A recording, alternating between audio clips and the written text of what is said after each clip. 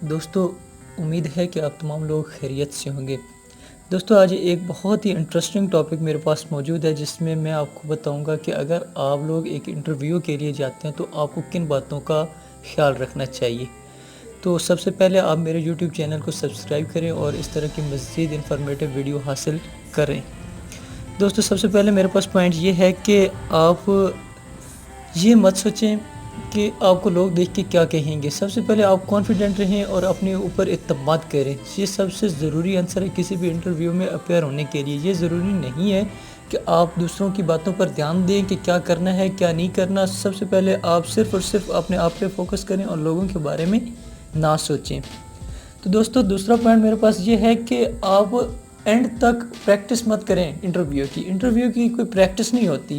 اس میں just introduction ہوتا ہے۔ انٹروڈکشن آپ کو کروانا چاہیے، آپ کو ہونا چاہیے، اور اس کے علاوہ آپ کو اپنی کوالیفیکیشن کے بارے میں، اپنی انٹرسٹنگ کے بارے میں، ان چیزوں کے بارے میں معلوم ہونا چاہیے۔ مزید میں ایسی ویڈیوز ڈالوں گا جس میں آپ دیکھ سکیں گے کہ انٹرویوز میں ہمیں کون کون سے کام کرنے چاہیے اور کیا چیزیں یاد کرنی چاہیے۔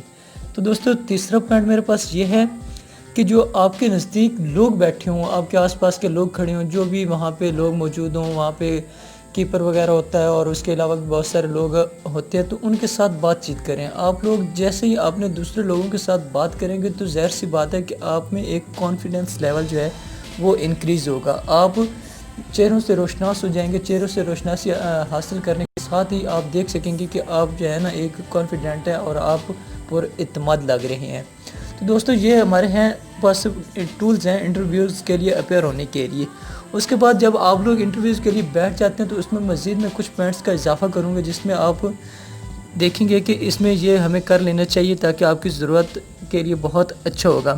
سب سے پہلے یہ ہے کہ اگر آپ انٹرویو کے لیے اندر جاتے ہیں تو بیٹھنے سے پہلے اپنی چیئر کو دائیں سائڈ پہ اپنی چیئر روٹیٹ کریں اور وہاں جا کے بیٹھ جائیں۔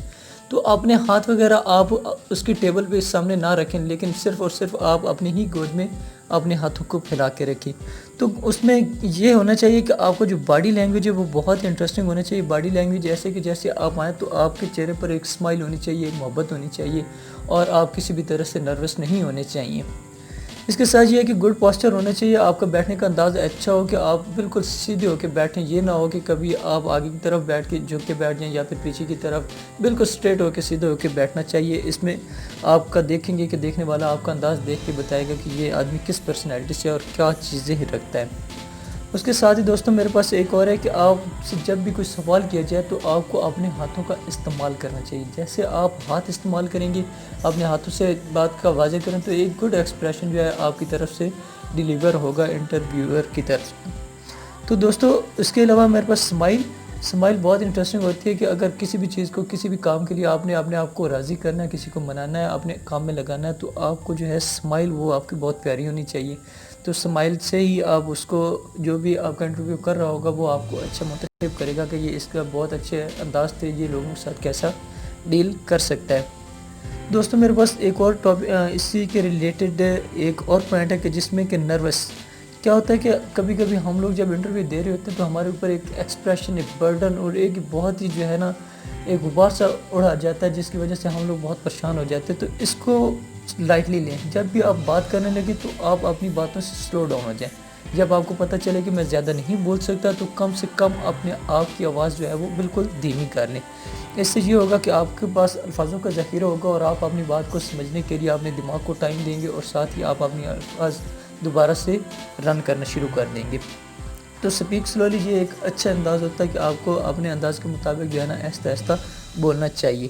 اس کے بعد یہ ہے کہ آپ کے پاس ایک ایسا نظام ہونا چاہیے کہ آپ خود سے کانفیڈنٹ رہیں۔ اپنے آپ کو سمجھ کے رکھیں کہ میں کس طرح کا ہوں، میں کیا چاہتا ہوں، مجھے کس طرح کے بیہیویئر اپنانا چاہیے۔ یہ نہیں ہونا کہ اگر آپ سے کوئی الٹا سیدھا سوال پوچھا جائے تو آپ زیادہ ہائپر ہو جائیں۔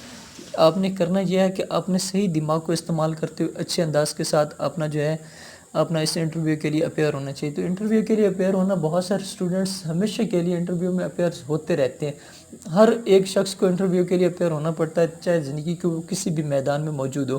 تو آپ اپنے آپ کو تیار کریں انٹرویو کے لیے۔ انٹرویو بہت ہی انٹرسٹنگ ہونا چاہیے۔ آپ کے اندازوں سے، آپ کے کام کے آپ کی پرسنالٹی سے آپ انٹرویو کو اچھا بنا سکتے ہیں۔ پرسنالٹی کے لیے میں مزید پہلے بھی ویڈیوز بنا چکا ہوں، تو آپ میرے چینل پر مزید یہ ویڈیوز دیکھ سکتے ہیں پرسنالٹی گرومنگ کے بارے میں، پرسنالٹی ڈیولپمنٹ کے بارے میں، اور پرسنالٹی کیوں ضروری ہے۔ یہ ساری چیزیں آپ کو ڈسکرپشنز میں یا پھر آپ کو ویسے میرے چینل